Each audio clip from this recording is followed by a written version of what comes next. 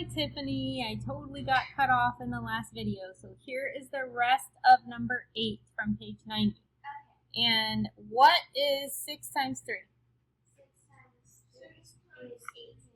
Good. And then 8 times 7 is 56. That's right. And then 3 times 7 is 21. 21. And we're just going to keep going. We actually added another row to the table because we didn't find our match yet. So once we don't find our match, we have to keep adding rows, keep multiplying until you find the common denominator. So what is 8 times 8? 64. And then 8 times 3. 8 times 3 is 24. 24. Good. So, do we have a match? Yes. What is it? So 24 is our match.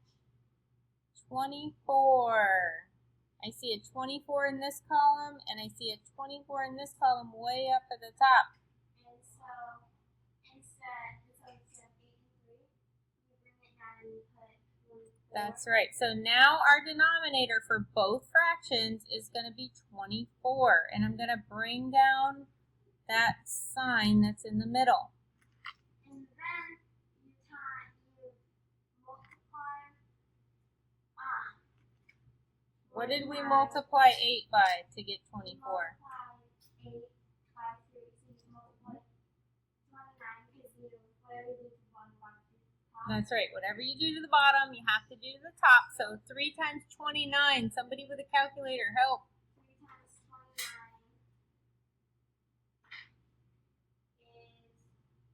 3 times. Bella, did you get it?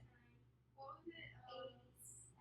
3 times 29. 87. Okay, so we got 87. And then what did we multiply 3 by to get 24? 8. 8. 4 times 8 is, we already did this, is 24. Good. Not 24. Oh, wait. 32. It's 32. Yeah. Okay. Good. So I use this chart after I'm done multiplying everything out. I still use the chart to see what did I multiply that number by, because then that tells me what to multiply the rest of the fractions by to get my new fraction. Okay? And so remember, the new fractions that we made are equivalent or equal to the old fractions. They just look different and use different numbers. Cameron. And then if you do 87 minus 32, equals 55, and then it's 55 over 24.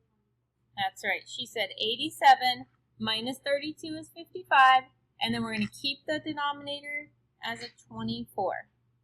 And so our answer will be 55 over 24. Like, comment, share, and subscribe. Yes. So if you have any questions, Tiffany, please email me and let me know. Watch the video again. I am here to help you, so you got to let me know if you don't understand something. And we will see you next time. Bye.